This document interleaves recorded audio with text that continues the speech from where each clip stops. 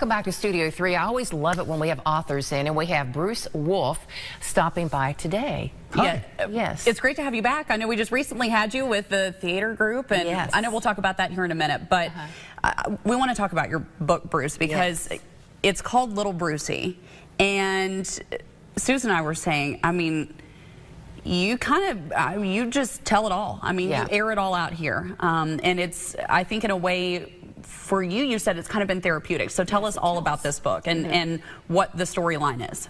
Well, Little Brucie is me. My grandparents used to call me Little Brucie. And the book, Little Brucie, is a nonfiction personal memoir of sorts.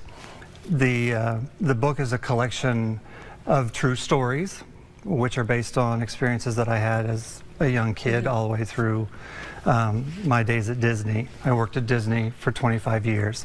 Was originally from this area, went to OU, then went to Florida, was an entertainer at Disney World. So all this stuff about Disney and talking about, you know, the land, where did they get the land? Memories. Yeah, it's like, and the gentleman before me looks like my friend TJ, so I almost had a stroke when he walked by. But anyway, if you had met my father, you would think that he was the nicest, the most charismatic, the most charming person you ever met. He was very religious. He was a member of the church community, used to sing and even preach at local churches. But he also abused and terrorized me behind closed doors. So I had to keep this secret for 50 years. Oh my goodness. And it was out of fear. I couldn't tell anybody. And nowadays there's a lot of discussions about child abuse, and there is a difference between, and I know the difference between disciplinary action, abuse, but I also know the difference between abuse and torture. And there are some things that I went through that were torturous, and it's not even all in the book. Some of the things I purposely didn't want to talk about because I still can't talk about it. But anyway, the book goes through a list. Each chapter is almost a different scenario. And my relationship with my dad, he didn't want me to be born. He would tell me that all the time. He actually told me a couple of times that he wished that I would have been stillborn. Oh my gosh. So my relationship with him has been rough, or was rough. He passed away last year, and I all these years would tell myself, one day I need to tell my mom. One day she needs to know.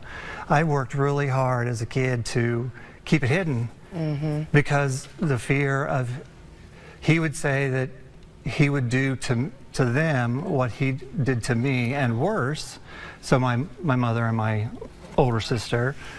And my mother is the one person on the face of this earth that I know loves me no matter what, that is supportive. She would put me ahead of her own needs. I mean, I was very lucky. That I am very lucky. love of a mother. And would let things go that she needed in order to make sure that I was okay. You had everything. So I was very lucky. And I know that's very strange to say when you're talking about a book about being abused and what it's like. So she didn't know what all was going on. I worked so hard to keep it all hidden.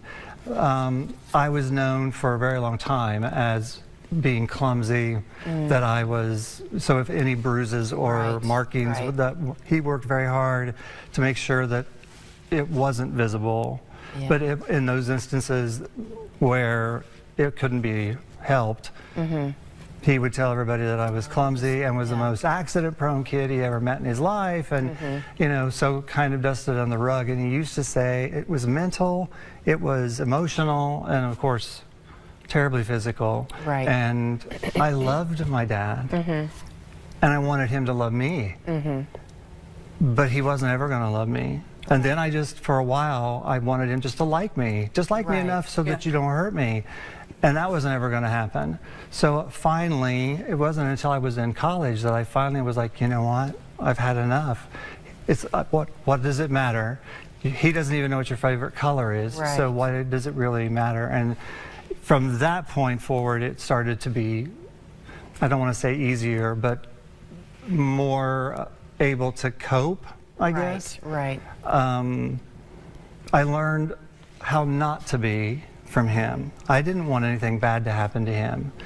If I told anybody about what was happening at the time, he was very clever in using my mom as controlling me because he knew how close I was and that I would never want anything to happen to her. So you had that side of it, but then if I did tell as well, then I would lose my mother because she would go after him. You know, my grandfather would have gone after him. Right. And I know that there are probably people out there who, you know, think that this is a way to get attention. You know, how dare I write about my father who is dead and can't defend himself? But this is my story. Yes. He just happens to have been a really big player in the story. So did writing this finally, after all these years, was it a form of, you know, you talk about coping, was it also therapeutic to finally just get it out there and then maybe be able to move on at some point? Yes. From a very young age, I loved to write, still do. It may not be very great, and not, you know, grammar not so great, but I used to write things down in day planners and like school notebooks. I didn't have a diary or a journal or anything like that. And I would write in code that I knew what I was talking about when something like that happened. So quotes that my father said that I have in the book are actual quotes, word for word, what he said, because I still have all that stuff. But it was written in such a way that if anybody came along that stuff, they wouldn't know what was happening. So writing has been therapeutic. And when you can't tell anybody, when you feel completely alone. Yes, I had my mother, thank God. And my sister, you know, she couldn't have cared less about where I was or what I was doing because she was 2 years older and you know, she was too cool for school. But I didn't have anybody to talk to. So if you can't talk to anybody, you have this build up. So I would tell my cats. We lived on a farm, so I would tell my cats, I'd tell my horse, because we had quarter horses, and my stuffed animals, because I knew they weren't going to tell anybody. And I remember the beginning of the book starts to talk about a particular incident that happened in 1976 in the winter.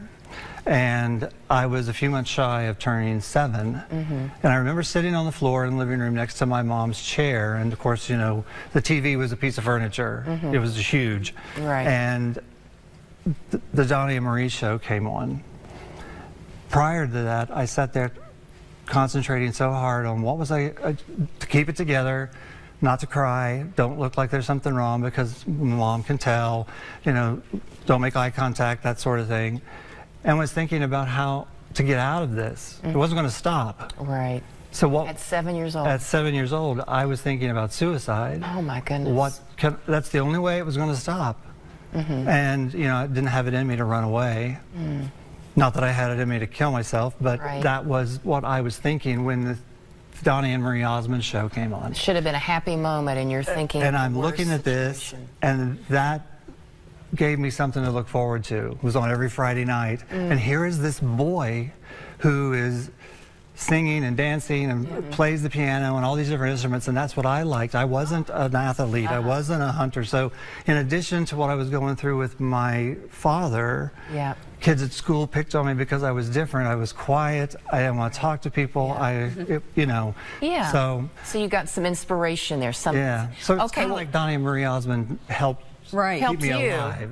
Well, your book will maybe help a lot of people who can relate. So we want to let everybody know where to get the book, and also you're still involved in theater. Remind us where we can see the show. Beauty and the Beast Jr. We just had rehearsal last night, so I've got the Gaston number like embedded in head. my brain because we've been Yeah. working on that. So where can we get the book? The book, you can get it in person actually in one place, and that's in Middleport, Ohio at Appalachian Gypsy. Okay. It's a new little shop that features a lot of local artists from our Meigs County area. Yeah. So you can actually get a hard copy there. But most people get it from Amazon, Okay. Barnes & Noble, Blurb, and of course our website, which is wolfmountain.com, Wolf with an E. My friends used to say, I'm the wolf and you're the wolfie, because their last name wasn't spelled with an E. But anyway. Yeah. So we can get yes. the book because you never know whose life you're going to affect Right. reading And I'm this. shocked at the number of people who have read it who have told me that they could relate. And it's so heartbreaking that thankfully they didn't have maybe the torturous things that I had going on, but Okay. they could relate. Exactly. Well, Yeah. Bruce, we can't wait to dive into it. Yeah. You know, I know it says the struggle for strength, but it sounds like you have so much strength, and it's amazing to hear you be able to tell that and to help others. And I think that's what this does. Thank you so much for coming in to Yes. share with Thank us you for about it. having Yes. me. It's always great to see you guys. Oh, Yes. It always. really is. Always. And the show is March 19th and 20th, and it's also wolfmountain.com for There you go. tickets. It's Disney's Beauty and the Beast Junior, so it's the kids version. We so enjoyed talking with Yeah, some you've of the got young some actors last talented week. students. I'm telling Yeah. you, on the drive home, the superstars, baby. They are. Oh, they were so excited. Well, thanks for sharing Yeah, your we can't story wait to see too. it. Yep. Thank you Yes. for having me. Great to have you, Bruce.